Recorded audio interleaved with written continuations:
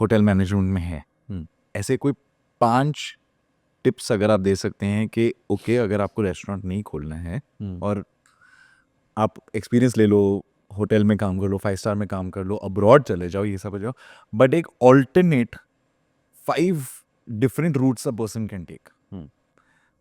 पहली बात तो कि क्यों किया था होटल मैनेजमेंट?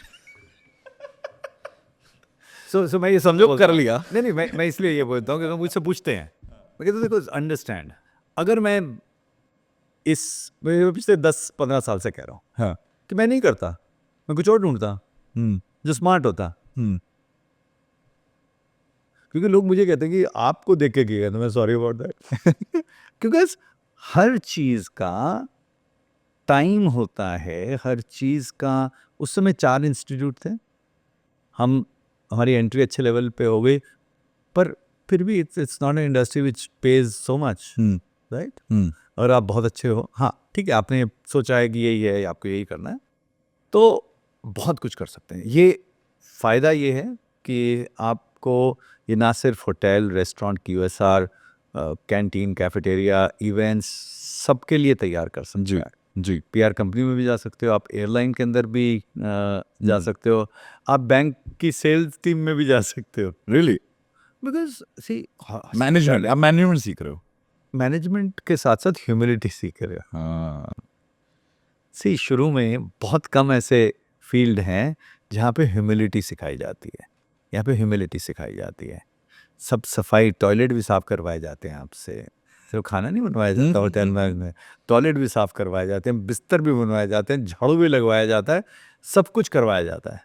तो आपको डिग्निटी ऑफ लेबर समझ आती है, आपको फ्रस्ट्रेशन से कैसे डील करना है वो समझ आता है, आप पे कोई चिल्ला रहा है तो आपको फिर भी स्माइल करना है वो सिखाया जाता है।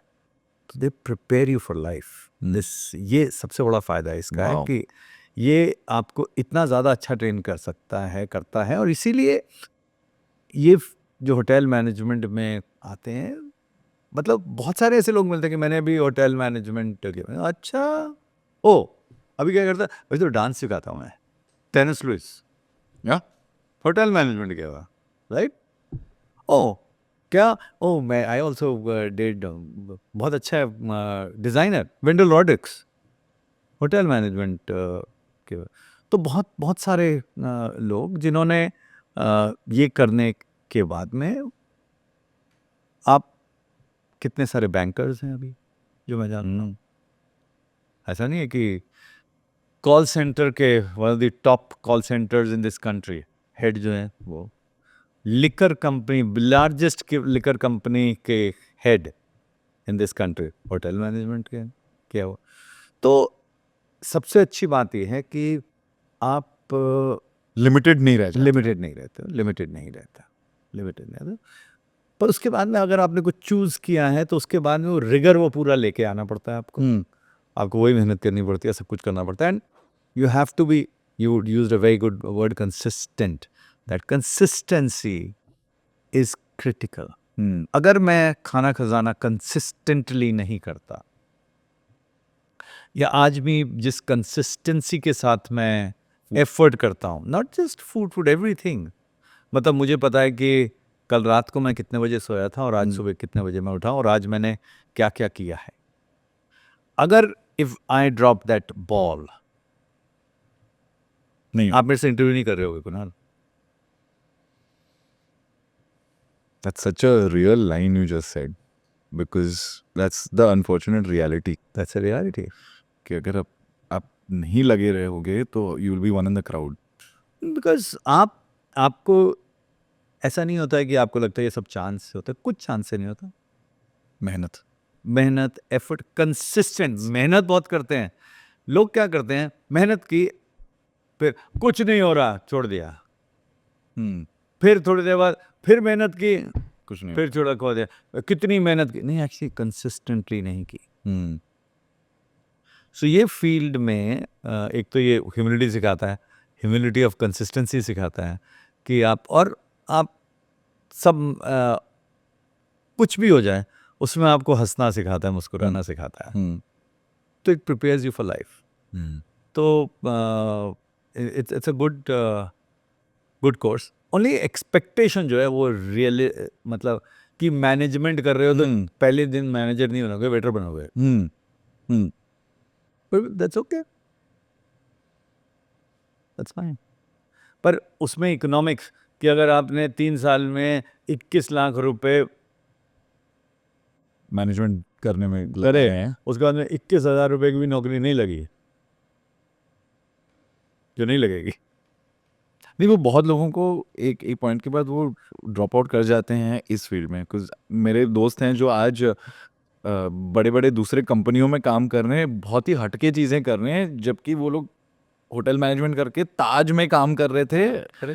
और 2020 के बाद उनको एक स्पेशल पोजीशन भी मिल गया था कि आप लोग थे उस टाइम पे, और ये वो तो एक पर्क टाइप वो छोड़ के, because I tell you the number one thing why what I have heard from all my friends, कि अगर नाइट शिफ्ट लगी है हमारी, तो जो 6-7 बजे खत्म होना था वो ब्रेकफास्ट चालू हो जाता है, which is the most hectic time.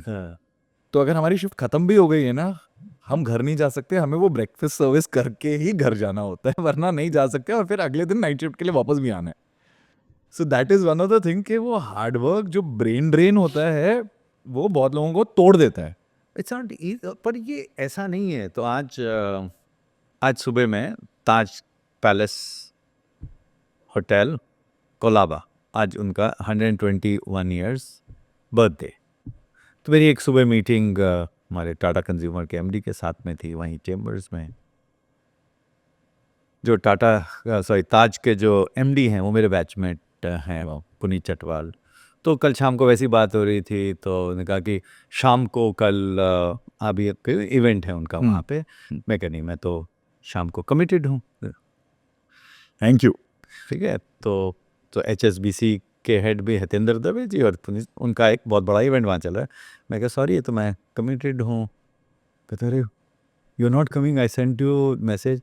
मैं कहा यार you send me message but I had already committed, मैं कमिट कर चुका हूँ, तो मैं नहीं Feeling so honored, sir, right now. I'm feeling so. Commitment तो commitment, so that is you can't, That's one more new learning. No. One more learning. वो तो वो उसके बिना आप नहीं चेंज कर सकते।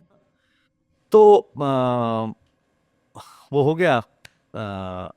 तूने कहा कि अच्छा, मैं कहा पर मैं कल सुबह आ ही रहा हूँ। अरे कल तो मैं भी होटल में हूँ, बिकॉज ऑफिस तो उनका एक्सप्रेस टावर में है। मैं चलो कॉफ़ी साथ में भी लेंगे।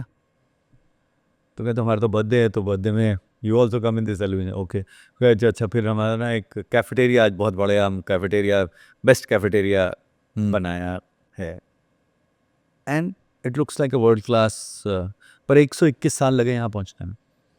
Consistency.